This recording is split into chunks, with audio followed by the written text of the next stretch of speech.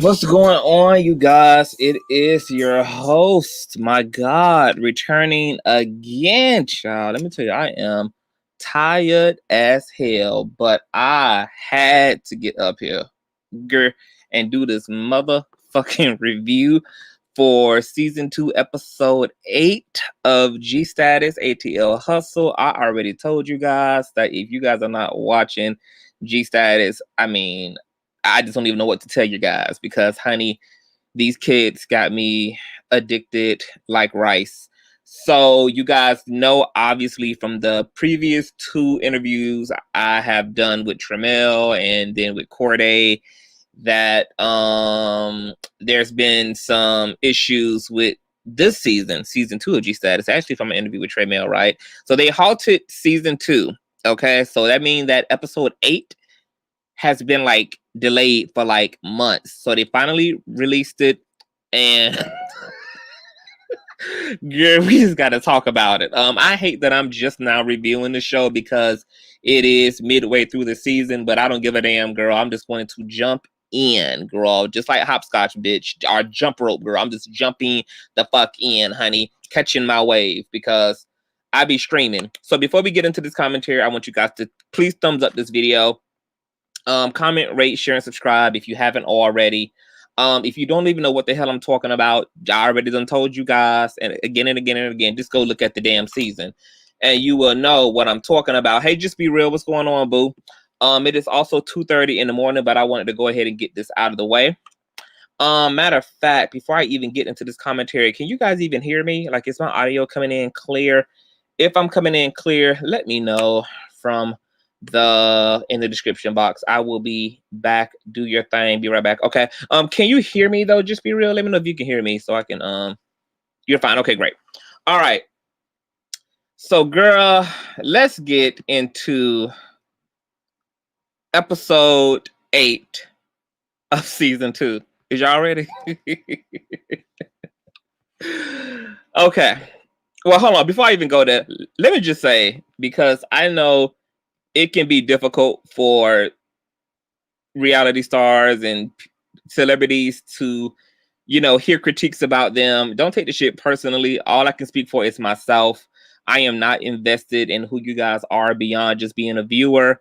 That's why I will always be open to actual conversations and interviews and so forth with you guys. So, irregardless of what my impressions are of you guys, regardless of what I may say per episode, it doesn't go beyond that.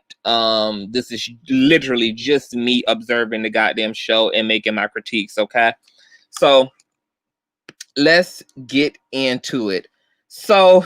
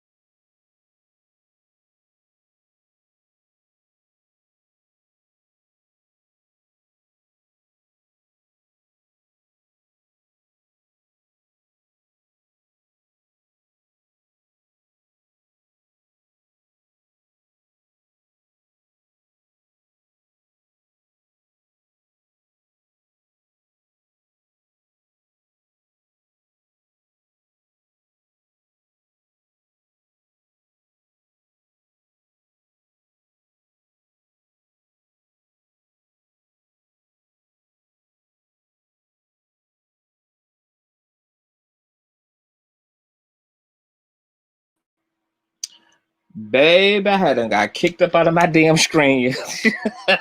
I haven't got kicked up out of my damn screen yard, child. The internet gods must know, girl.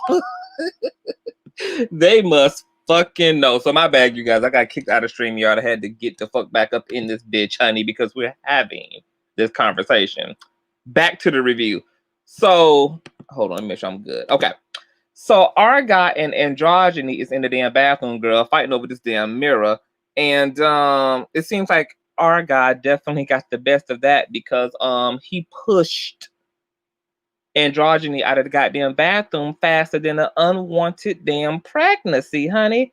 Now, Sherrod pulls his ass up in his Uber after commuting 3 hours from the damn Airbnb he was at just to find out from the goddamn security officer out front that he's been uninvited to a party that this bitch was actually invited to. Now, get into it.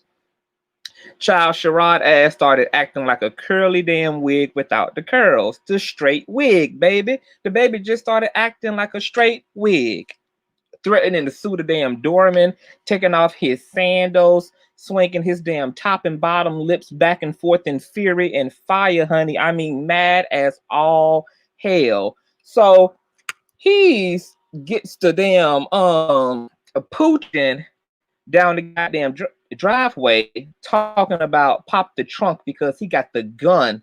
He got the gun in the trunk, not the gat, not the piece, not the strap, but he got the gun in the trunk, baby.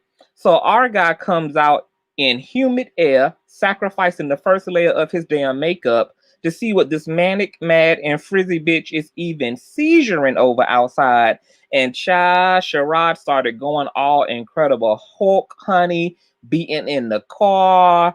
I'm just thinking, girl, Enterprise is gonna charge you for all them goddamn dents and black eyes and bangs you pounding into the hood of that damn vehicle, girl. So Androgyny comes out to the side of the curb to see what the hell is going on with our guy and Sherrod. And you know Androgyny, baby, she don't be nowhere where there's mess. So as quickly as she came was as quickly as she left.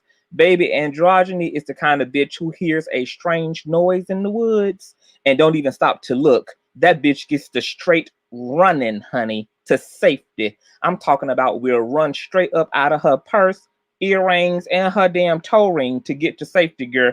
Androgyny knows she got too much to live for. She just know it, honey. So Sherrod finally decides production done got enough footage to give him adequate screen time, and he peels the hell off. So while 99 Problems is happening in the front yard of the house, we see Tramiel and Thor in the house talking about Dre Simba, who is friends with Thor. Now, y'all might be asking why I keep calling Thor.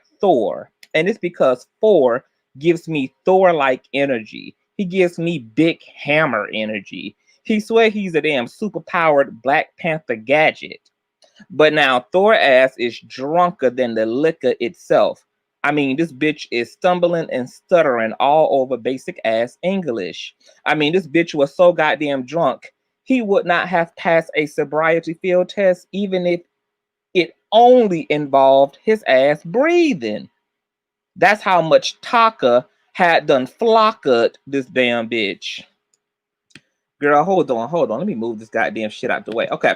So, nonetheless, Thor is trying to let Tramiel know that he is happy that they seem to be getting along now. And Tramiel gets straight to the point. Bitch, drop Dre Simba. And Thor is like, hold up, girl. I ain't even got hard yet, which means we ain't even hit second base yet. So let's in fact start off with, first of all, why you coming for a friendship to a bitch I don't even want to be friends with to begin with? But that's my bitch. You don't get to come for her. So, child, it starts going downhill like Megan Thee Stallion's debut album. Tramiel started running down the laundry list of reasons why Dre Simba is a bad idea, and Thor starts trying to ask sober questions with drunken ears. And when Thor brings up Corday, baby, when I tell you Tramiel finds exit 2 and twerks right on out of the goddamn scene so quick, honey, I thought there was a glitch in the screen. I had to rewind the bike to make sure this nigga had bounced swiftly and professionally on Thor's ass, and he indeed did. Now, quiet as it's kept, the girls be coming for Tremel's looks. But in my opinion, okay, in my humble, unprofessional opinion, Tremel is, in fact, very sexy. And so the reads about Trey's looks are delayed. I also don't hear Tremel's man complaining either. Nonetheless, so Thor and Dre Simba find a couch to flop down on at the goddamn party so they can have a heart-to-heart, gay-to-gay moment. And Thor starts telling Dre Simba what the word on the curb is. And Dre Simba is like, girl, I just got here. I ain't even bust a full single sweat yet in this damn hot box. Bitch, my crop top is drying out from all this dense ass twerk air from these country ass bottoms in here shaking humidity into the damn floors and walls of this damn marble and shit. Bitch, ain't nobody been talking about you and your janitorial position at the MTV headquarters in New York. Girl, nobody has been talking about you. So child, Thor starts losing all of his shit, running down his long resume, and Dre Simba is just staring at him like, girl, your resume is not water to me because I am not the Wicked Witch of the East, bitch. Child, Thor starts doing sign language and hand aerobics, and I know the only thought going through Dre Simba's head at this point with Thor's hands in his face is, you better be glad my pimp hand is drunk as fuck right now, because I would go straight to jail, bitch. Straight to jail for socking your ass right now. So Thor keeps on and on and on and going on and on about MTV and how he's worked for MTV and he's been flued out and he's that girl and he don't follow nobody on Instagram and social media, not even Beyonce. And I'm like, Thor, can you just at least follow your damn career on Instagram? Because we have yet to see where any of your time goes when you're not in another bitch's scene. I mean, we ain't seen you take a picture. We ain't seen you on a plane. I mean, we ain't seen you talking business with nobody. We ain't synced it, girl. And your talk is too loud for your walk to not be thunderous, Saweetie. I mean, at least Dre Simba don't even come on acting like he's accomplished. He don't come on claiming, honey, he's doing this or doing that. He simply brings Dre Simba to the set, and he's consistent in bringing just that. Bloop. Now, in the confessional at this point, because now Thor is raging out, Thor calls Dre Simba a faggot. Now I want to put a pin in it right here.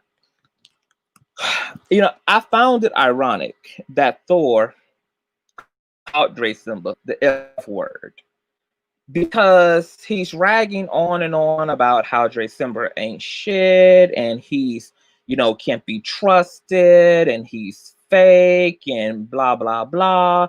But Thor came into season 2 being everything that he's saying that Dre Simba is. He didn't know any of these girls from a pan of cane, bitch. You know I'm tired.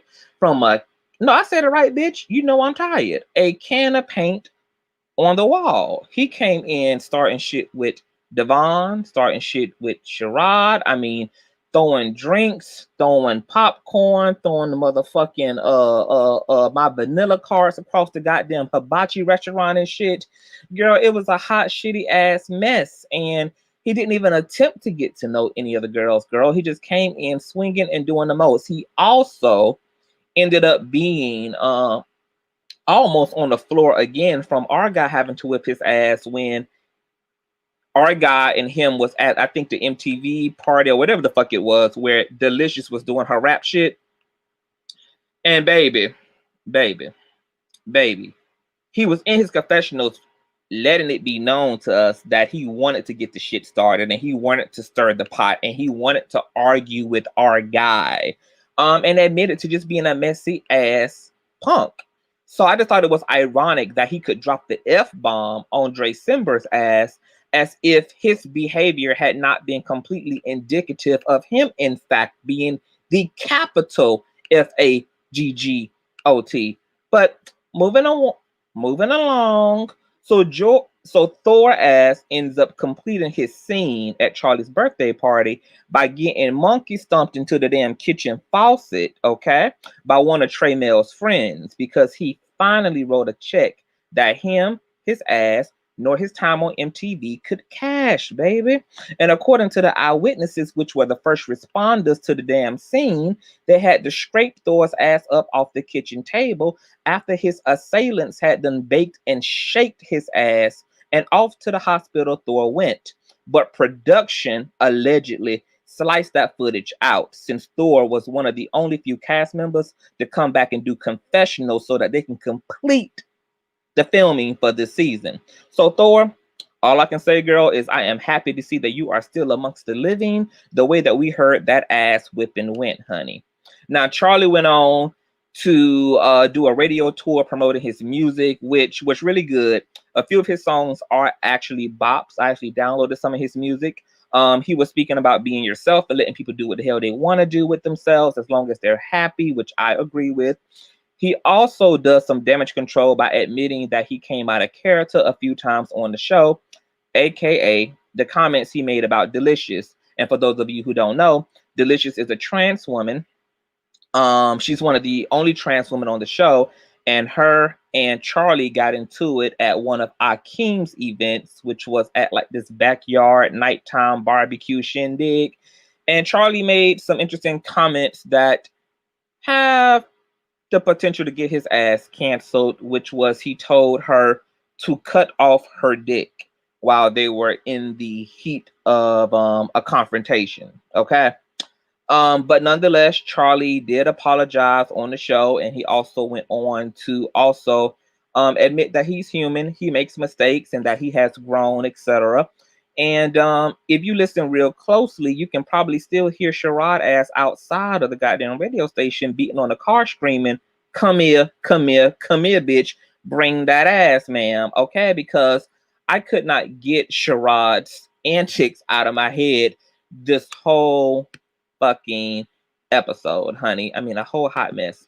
Anyway, we fast forward into a scene of Sherrod recovering from his 6-hour commute by dancing at a gig for an artist, and baby, he is sweating harder than Hillary Clinton's private emails. Sherrod is left. I mean, the bitch left it all on the floor, honey. I'm talking about all of it on the floor, from booty juice to bad credit to the concerns about how he was going to get back home. He just left it all on the dance floor. And I was proud of the poor lad for always pushing himself to do what he loves and giving it his all. But I also feel that Sherrod kind of really creates a lot of his own problems because he doesn't seem to understand that the tail he's chasing is actually his. So I'm praying for him because he really has a lot of potential and his story has potential to be inspiring. He just needs to work the hand he's been given correctly. Anyway, we get to the twerk scene. Now, I honestly enjoy the show when the guys are doing things like just showing them cutting up and goofing off, like last season when everyone went to the stiletto dance class with Sherrod. And like that scene, this scene proved once again that there is not a single bitch on this cast who isn't experienced with their backs, because everybody ass went to dropping it like it was hot when the humpback hoochie mama music came on. Yes, God, them heifers was in there sweating out bundles and closures. Child, nothing was left on the dance floor but a pool of damn body oil, hair grease, and cherry scented lotion, honey. Every bitch left that goddamn studio dried out. I love it when, at least for a split second, all the guys can get along with one another. And if they kept more of this energy in group activities like this one, they actually could have entertaining episodes without paramedics always needing to be involved. Thor. But I did say a split second, right? Because right after this amazing fun ass twerk session with this amazing twerk tutorer, honey, there then came the mess, honey. There was a conversation that happened amongst the guys right outside of the dance studio where Devon lets Ike know. And before I let y'all know what he let Ike know. Can I just say that Ike is so cute? Like, he's so very cute with his long hair. Like, you should keep the long hair, Ike. You look like a slim ass black messiah with that length of hair, honey. So it's a yes for me. Nonetheless, Devon always likes making himself the bearer of bad news, and he decides to let Ike know that androgyny is pressed and frizzy because he has yet to ask her out on a date that they spoke about going on at Devon's photo shoot. Oh, and Devon adds injury to insult by saying, oh, her homeboy R guy also said you a hoe for sure. Now, before we get into the situation with Ike and androgyny, let me talk about Devon. Because Devon says that, you know what, he's just a real ass bitch and he likes to keep shit out in the open. Devon, I would really question that, especially since you think that the tea that Sherrod dropped about him sleeping with your man for $40 back in the day while y'all was going through a difficult time in y'all's relationship is something that you actually did not want to come out. And it was something that you, in fact, did not want to become a part of the show and become a part of any storyline for obvious reasons, just because of how fucking humiliating that is. And that situation where you and Sherrod is so fucking extreme, I can understand why the fuck you did not want Sherrod to even say that to production or to even let anyone know that. And you preferred you and him to handle that behind closed doors. But I think it's also very hypocritical that you expect there to be a certain level of couth and class and privacy about your personal business, but yet this whole entire season, you have had no problem guiding the other guys into conflict with each other under the guise of let's just be real and let's keep it all out on the table and we a group and let's just blah, blah, blah, blah, blah, blah, blah. Because you instigating this conflict between our guy and Devon isn't the first time that you've done that this season. You also instigated the conflict between our guy Charlie and Brandon a few seasons ago, when you encouraged Brandon and Delicious Ass to basically confront our guy and Charlie out in the open about comments that Charlie and our guy had made about Brandon working at some goddamn pizza place and all this shit. So it's just the hypocrisy for me, sis. You know, because what's good for the goose is good for the gander. And maybe that's why, in fact, karma made its way back around 360 when it came to your storyline, because the shit you was doing has a vibration of real hot messiness on it, honey. And you got to be real careful about putting that type of energy out, because as we can see, the universe will bring that shit back full circle. Let me see here. Well, let me see here. Let me see here. Now when Devon let Ike notice, Ike wastes not a fucking second to check the living shit out of our guy ass right there on the spot, honey. And when our guy, because Ike was going off like, bitch, what, bitch, da, da, da, da, and our guy said to Ike, who you calling a bitch? Because, well, I ain't even gonna go there. When our guy said to Ike, who you calling a bitch? Ike said, well, you must be a bitch, especially if you're calling me a hoe, baby, I holla. Because we have not seen Ike turn up all season. Ike has had this very kind of like social, neutral demeanor, just coming into scenes real chill, like never really a part of no drama, no mess. Like, you know, he's a real likable character. He has a likable personality. So when I tell you, baby, them be the people your mama tell you to look out for.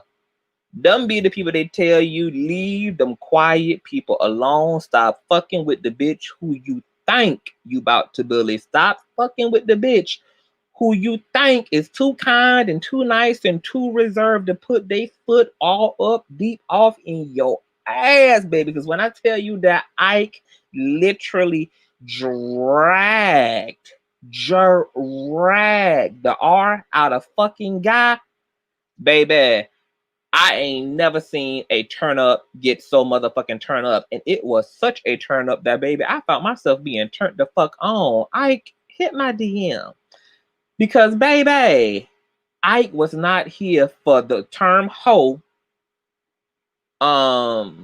being referenced when it came to him. And he was not here for this situation with androgyny and this whole date situation. So this is what I'm gonna say. Some people were questioning, well, why the fuck was Ike so turned about being called a hoe? Well, it was because first of all, in the LGBT community, particularly the Black community, there is this whole everybody gets called a hoe in this community, and you literally can be a virgin and have or have only had one motherfucking same-sex experience, and it could have been you goddamn jacking a nigga off, and guess what, you would still be labeled a hoe. So I feel like the LGBT community does a lot of slut shaming, a lot of sex shaming, a lot of hoe shaming, and that should be for the birds.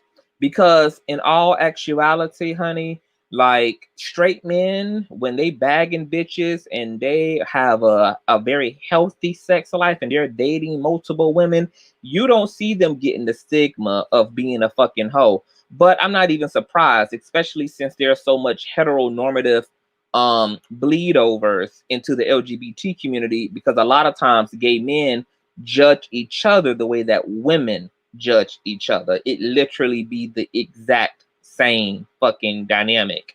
So I do find it crazy that you have hoes who be calling other people hoes, and really, in fact, everybody be doing essentially the same motherfucking shit. So why the fuck are we calling anybody a hoe?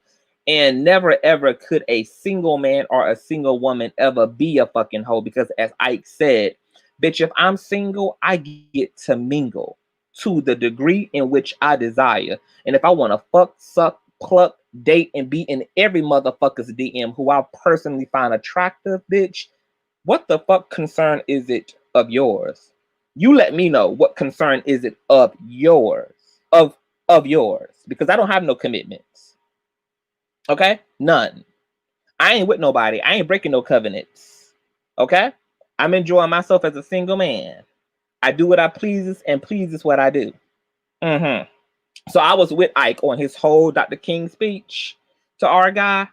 And then to make matters worse, when Ike was like, well, produce the receipts, because our guy was like, well, bitch, I got the receipts. Then he pull up the DMs, but our guy never pulled up the DMs. And he backpedaled and pussy popped so fucking hard and just really deflected and avoided really proving his plight against Ike being a hoe. He had nothing substantial to say. And the only thing he could say is, girl, you will be giving me a apology in due time. No, we ain't giving nothing in due time, because bitch, you called me a hoe several days ago. You called me a hoe a fucking month ago. And you made it appear that you knew what the fuck you had been talking about now, that you knew what you had been talking about then. So all I'm asking you for is clarity and nuance about that information in the here and the now. See, Ike wasn't letting our guy ass stop, drop, and roll away, girl, because you said it, bitch. So own up to it. And why? And our guy couldn't take the fucking L. Our guy just couldn't take the L. And taking the L just could have really resulted in a single apology. Like, you know what, girl? I was with my friend Androgyny. She was pressed about you paying her dust because she was really looking forward to you going out with me. Going out with her. And just out of having her back and motivating her, girl, I just tried to reduce you to a fuck boy. And, you know, I might have thrown the term hoe out. But, girl, I really don't have no personal issue with you. You are fine in my book. You literally were just collateral damage. I was just trying to uplift my homegirl who had a little hurt feelings over you. See, this is my issue, okay? I don't understand why folk just can't say sorry.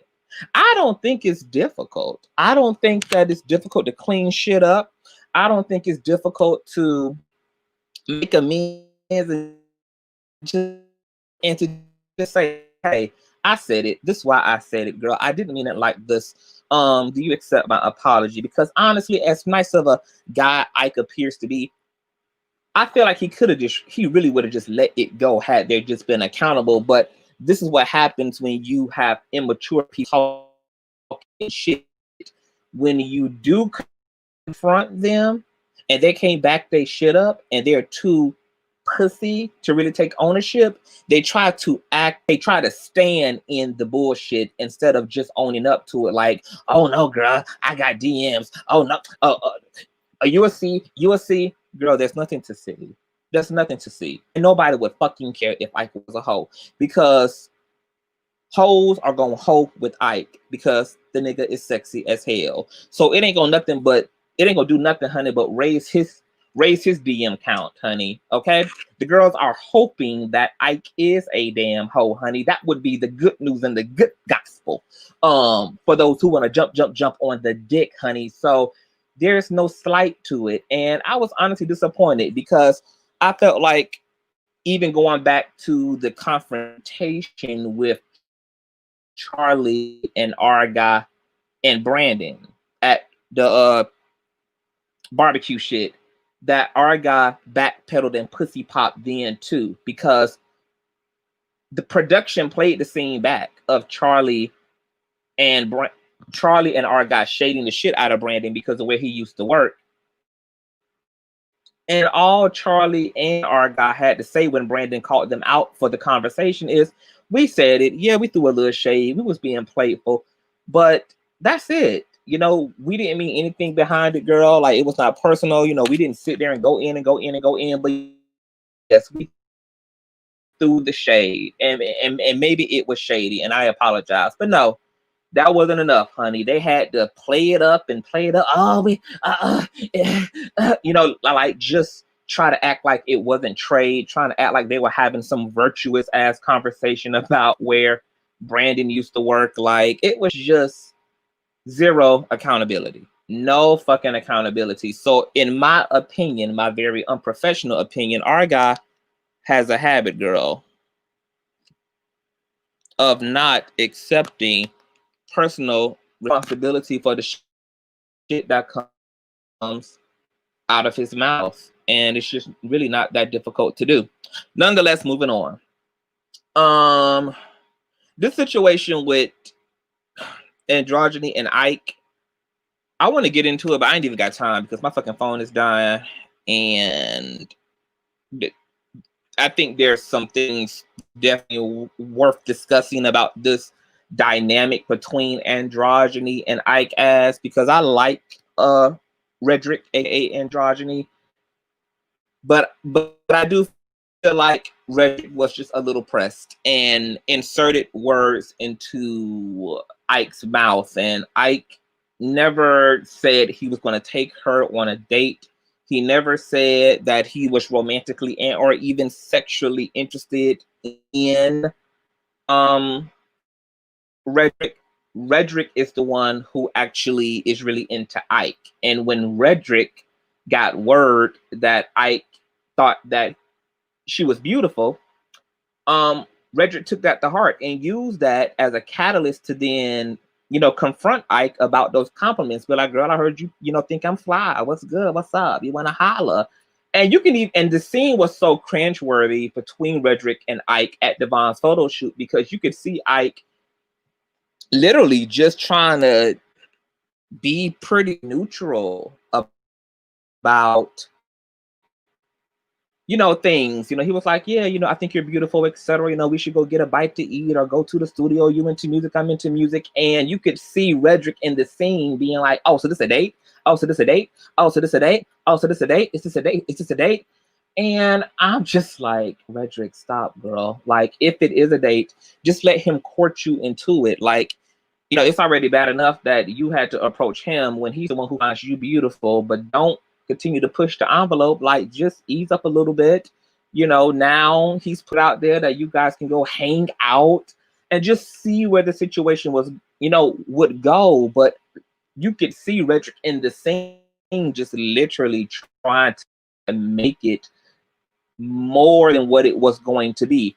So Ike never, for whatever reason, ended up really getting around to taking Redrick out, especially within the time frame that Redrick was expecting them to have hung out already. So when Redrick expressed his grievances to Argyle, his friend, I can also understand from Argyle's position why he kind of went in on Ike just a little bit, because sometimes when our homegirls is pressed about a nigga, you know, and we just want to tell her, hey girl, get the fuck over it. That nigga ain't shit, blah, blah, blah, boom, boom, boom, boom, boom. Like, you know, sometimes we do that in vain. Now, if those comments get back to that nigga, I can also understand why that nigga who's like, oh girl, I heard you was, you know, calling me trash and I'm a fuck nigga and all this. I can understand that too, because it just is what it is. That's why I don't understand why our guy just could not have said to Ike, look, boo, bitch, you were just a casualty of war, girl. Like, it wasn't really about you. I was only. Hey Toots, I saw it. I saw you on Trey Nails Live. I'm just getting to the end of my damn commentary, Shy. You know, I can understand, you know, why Ike was upset, but I can also understand how the statements that our guy made about Ike, you know, could have just been made superficially, but our guy just has such an ego, and you know, he didn't know how to get out of it. But all he had to do was just be honest. And the honest to God truth is, it appears to me that, you know, he was just trying to have Redrick's back and just help motivate Redrick to move on, even if that meant playing Ike, you know, to the left a little bit, even if that meant throwing a few digs on Ike, just to help her kind of see the light and to get the fuck over it and to move on to a better day. And that's all the fuck he had to say. It got better on Dre Simber's Live. I will make sure I keep you filled in from now. Yes, baby, keep me filled in, honey. I want to see Dre Simber's Live too. Who was thirsty? Toots. Because you know, it's a lot going on, child. So let me see. What are the rest of my notes? Ike, and I covered Ike and androgyny. I covered Ike and our guy. Oh, so Roman then asks, you know, he's in his confessionals like, girl, where did Ike get all these damn balls from? And I'm gonna tell you, from right in between his motherfucking legs. This is what happens when you put your mouth on people who don't put their mouth on nobody. They take that like, do unto me as I do unto you shit very seriously. So when you treating people who are cool to you, who keeping it cute with you, and you try to throw them under the fucking bus, typically you're going to get a very fucking like hyper reaction like that from anybody, because they're literally trying to figure out what the fuck your problem is. They're literally trying to figure out why the fuck am I even a part of a conversation in a negative context to begin with? Why the fuck is my name in anybody's mouth in a negative sense? Because I don't spend my time putting no evil eye on none of you bitches. Therefore, there should be zero justification why you bitches should be able to put an evil eye on my motherfucking name. So that's where he got the balls at, Roman. Matter of fact, Roman, what wasn't you the same one getting it popping and locking with fucking Akeem when he got you wrong at the hibachi restaurant? Like, once again, I just don't get it, because all of these motherfuckers are reactive as hell, and all of them fucking stand up for themselves, because you too, Roman, came into the season very docile, very chill, very soft-spoken, very easygoing, but we see that you can turn up too, girl. So what's there so hard to believe about Ike also being very chill, being very coy, and being able to be turned the fuck up? I mean, duh. So, nonetheless, the fucking scene ends up ending on this like climactic to be continued point, because Roman, who we barely have seen this season to begin with, wants to fucking U-turn the goddamn car around on the fucking interstate and go back to confront Tramiel, who has not said and done shit to nobody all season long but minding his fucking business. And Roman wants to pull up on him to call him out in front of Ike about whatever it is he's about to claim that Tramiel said about Ike while him and Tramiel was involved. Because you guys know that for a moment, Ike and Tramiel went on a date. They had a little, you know, a little romantic interest in each other that fizzled out. But then it came out, and Tremel has also admitted this, that him and Roman had a moment as well. It was a moment that went a little further than his situation with Ike, but it was also short-lived as well. So I can already predict, and I did speak to Tremel, and I believe in his interview with me, you know, he gave us the rundown on what this is about to look like, which is, I think, Roman attempting to ask, you know, to confront him as if he was talking to Ike and talking to him at the same time, that he was trying to mess with them both at the same time. Once again, if these look, you can't confront a bitch who's single about shit. I don't give a damn if he talking to 16,000 motherfuckers simultaneously. When somebody don't have a fucking commitment and covenant to you, okay, they can do what the fuck they want. Now, if you don't like it, you can stop fucking with the person who's going to do what they want. But you don't get to act like they're doing anything wrong when you guys have no level of exclusivity or commitment to one another. And according to I'll let Tremel tell his own goddamn story, but it's interesting what other people's truths are, honey. So I'm just gonna see where that's gonna go. I'ma see you know, how that plays out, girl. But child, that makes me want to blow my goddamn head off, because these motherfuckers are so crazy, and it'd be so much going on all the time from the left and to the motherfucking right. Dre Simba should have slapped the hell out of Thor's ass, honey. Like, slapped him straight through the goddamn wall. I know people don't be here for Dre Simba's violence, but I'm a Scorpio, so violence appeals to me. I was a fighting asshole when I was growing up, so you know, I like to resolve things through physical contact too, especially with men. I will argue with these bitches all day long, but when it comes to these niggas, girl, we ain't got nothing to talk about, girl. This send me the longitude and the latitude, bitch. I don't want to say nothing to you as a man, girl, because I don't know why you are this pressed, girl. If you're that mad, you're that pressed, bitch, send me the longitude and the latitude, because see, I can't put my hands on these females, okay? That's not socially acceptable. But you niggas can get it any day of any motherfucking hour, girl. We'll never argue with you. Never. But we'll go to straight jail for you and over you. Period. So that's my review for this episode, honey. It'll probably be fucking February of 2021 when we get episode 9. But nonetheless, when Ja drops that motherfucker, I will be right here giving my review. I love you all. I just wanted to get this out my motherfucking spirit. Toots. Toots. I want you to run this commentary back, baby. When you get finished, hit the replay button, okay? But I love you guys. I will see you guys later on today for some Tasha K. Storm Monroe shit. Girl, we got to get into all of that mess. And check out GSTATUS if you hadn't, so that you know what the fuck I'm talking about, because I'm going to be reviewing the shit out of the show. Okay? So get with it. Good night.